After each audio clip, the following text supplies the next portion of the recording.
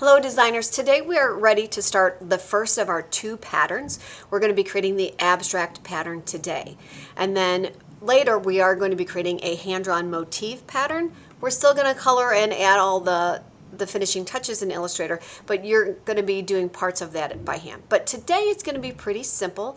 You can do this one of two ways. You can either sit and watch the video in its entirety and then go back and make your abstract pattern, your independent abstract pattern, or you can follow along with me, starting the stopping the video as you see fit. Either way is fine. So again, let's get started creating our abstract pattern. It's actually quite simple. We're going to go to File, New in Illustrator. And I want you to make sure that you're set to inches, and we're going to create a 20 by 20 inch document and click Create. I do want you to save this in your projects folder in the cloud. I want you to give it your first name, and then I want you to call it Abstract Pattern. So with this first abstract pattern, we're going to let the computer do the bulk of the work for us. But before we can do that, we do need to pick a color scheme. We would have already had a lesson in class talking about what color schemes are, how to use the color wheel to define a color scheme, and why they're so important as designers. So what we're going to do is we're going to go to the internet, and we're simply going to do a simple Google image search just like we've done in the past, and we're going to find a color scheme. If you are looking for a specific color scheme, if you know you're looking for a warm color scheme, you can use those key terms. I just plugged in color scheme. I do want to make sure that you're aware is you will have to be able to identify this. So if you find a color scheme that you like and you can't tell which color scheme that is, whether it's primary, secondary, split complementary, you probably should figure that out, because that's going to be part of the assessment on identifying which it is. But once you find one, so I found one here I like, we're just going to copy and paste this into our document, and we're going to put it out in the outside space. We don't need it in the artboard. We're just going to use this to sample from. Okay, so if you're following along, stop the video and pick a color scheme now. All right, so pattern making in Illustrator is actually really, really simple. You can make very simple ones or even complex, but even so, both ways is really simple to do. Before we start our pattern, I want to save our color schemes in our swatches panel. So we're going to open up swatches, and we're going to save these colors. So we start by sampling. Remember, you click and drag and drop that in there. There's our first color. We're going to click our second color, our third color. Come on, baby.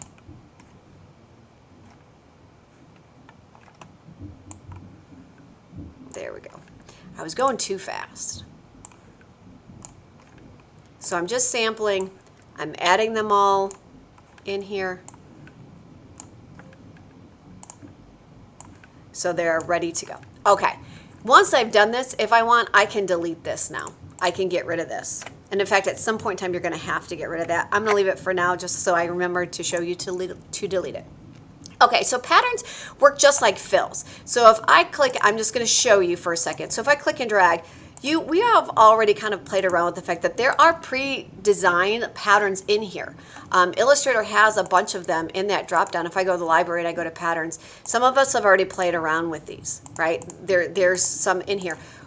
We're going to do this. Our pattern, just like these, are going to show up in the swatches panel, but we're going to create our own, okay?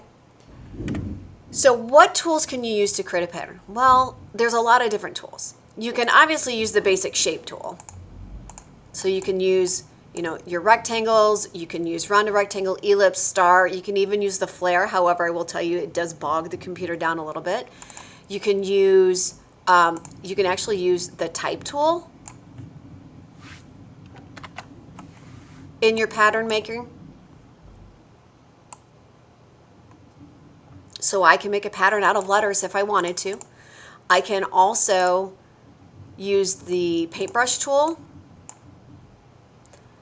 I can use gradients, so I can fill my custom shapes with gradients.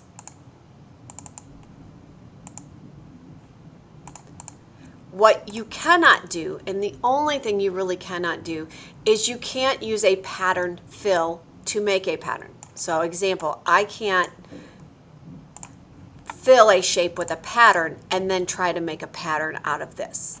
That I cannot do. That's really important. All right. So what you do in order to make a pattern is you're not making the whole pattern. You're just going to make a tile of a pattern. So for instance, I'm going to show you in the internet. Most patterns are made of a tile. So what the designer here is done is you can kind of see it breaks up into squares. Sometimes it's easy to see the tile.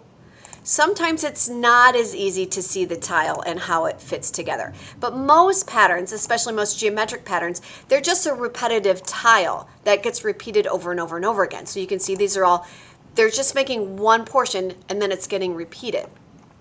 That's what we're responsible for, is just creating one tile. So again, follow along. I'm going to create a small tile. We're not filling this whole area. We want to keep it probably pretty small. So I'm gonna go kind of fast here, but I'm gonna make a very basic tile pattern. I want to use my color scheme colors. Oops.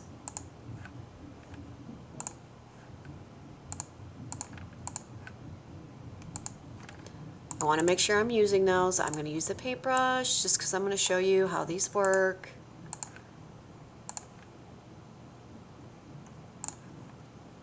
I'm even going to use the type tool.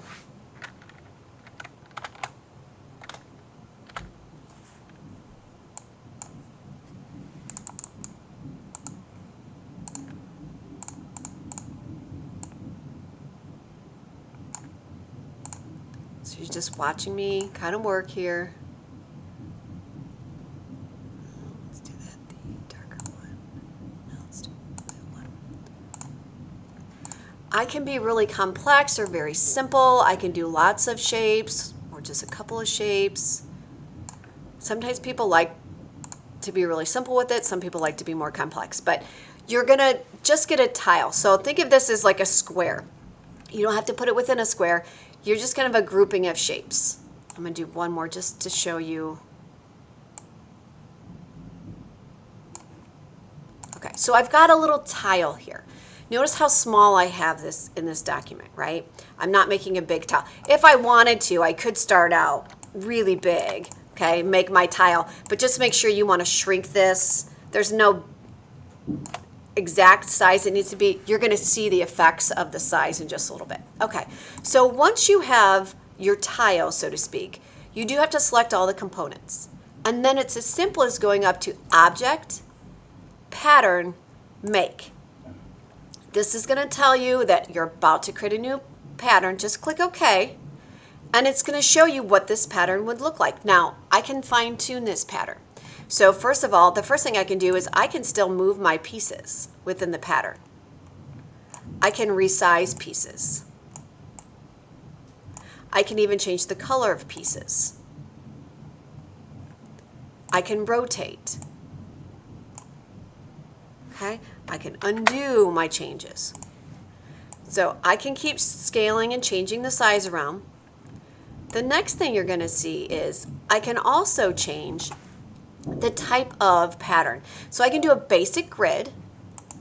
I can also do it as a brick pattern. I'm just changing the drop down. I can do hexagons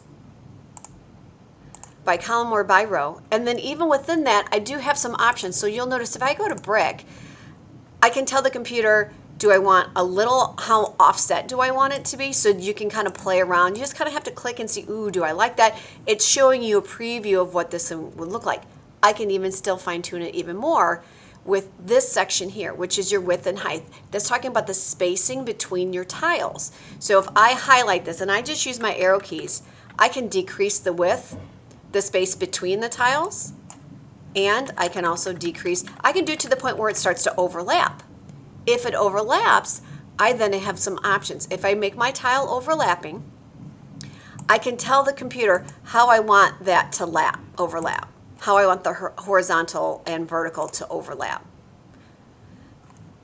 Okay?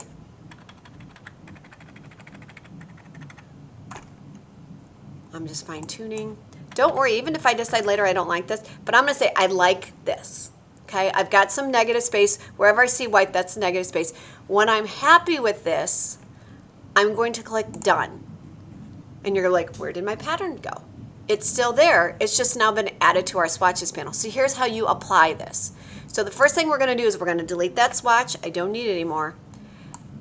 And then I'm actually going to delete my tile. I don't need this anymore. To apply our pattern, we do need to grab the rectangle tool, and we're going to click and drag one big rectangle, but then we're just going to fill it with our pattern.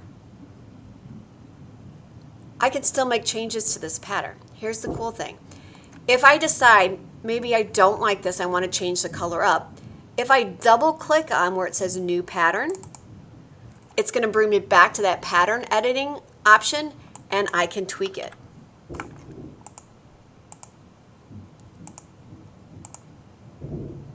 And when I'm happy with it again, I just hit done. And I've created another pattern. I can still continue to tweak this thing. So you're going to do this until you get one good pattern that you like. And then this is what we're going to use in that shoe template. But you can make a really, really complex graphic pattern or very, very simple. Some people like to make it out of just a couple of shapes. Some people like to go crazy and really be complex. It's totally up to you. But that's how simple it is to make a pattern. If you have any questions or concerns, let me know. You will need to invite me to this file. This will be step 1 in the project. You will now take this pattern along with your motif, and you'll make a decision which one you're going to apply to your final project. All right, good job creating an abstract pattern. If you have time, I suggest trying another one with a different color scheme. Good job.